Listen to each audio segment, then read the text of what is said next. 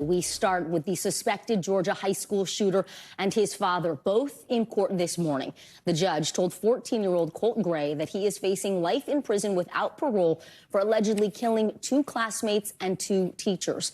In a historic case, prosecutors have also charged his father with multiple counts of second-degree murder, felony manslaughter, and cruelty to children. Sources tell NBC News that Colin Gray gave his son an AR-15 style rifle as a gift after the FBI already investigated the teenager for allegedly making threats online to shoot up a school last year. He was emotional in court. That is the father there, rocking back and forth throughout the hearing. How old are you, Mr. Gray? 54. And are you able to read and write, understand the English language without any difficulty? Yes, sir. You understand that you have the right to be represented by an attorney at all times for this and all future proceedings in your case? Yes, sir. We are covering all angles of the school shooting and the unprecedented charges against the suspect's father. NBC News legal analyst Danny Savalos is standing by to break down this case. But first, we head over to NBC News correspondent Priya Sridhar, live outside Appalachia High School in Winder, Georgia. Priya, these are the most serious charges ever filed against the parent of a school shooting suspect. Talk to us about what happened in court today.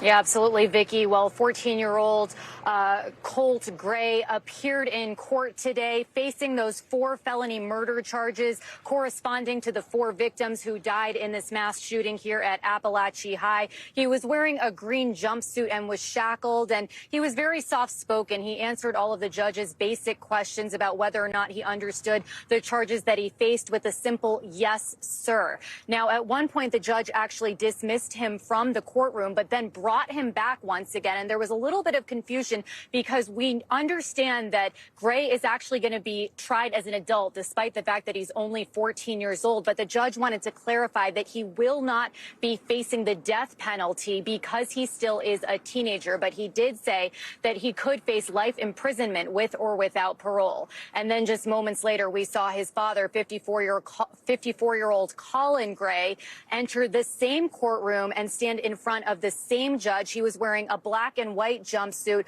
also was shackled. He, of course, is being held in an adult correction center versus a juvenile correction center. And you could hear in his voice that he was visibly shaken. Now, the front row in that courtroom was made up of people who were wearing sunglasses. We saw sheriff deputies shaking their hands, and they seemed very emotional throughout the proceedings. So we are assuming that those are family members who were inside of that courtroom today, Vicki. Priya, it's just an emotional scene all around. We are also learning more today about the actions of math teacher and football coach Richard Aspinwall, who died in this shooting. Tell us a little bit more.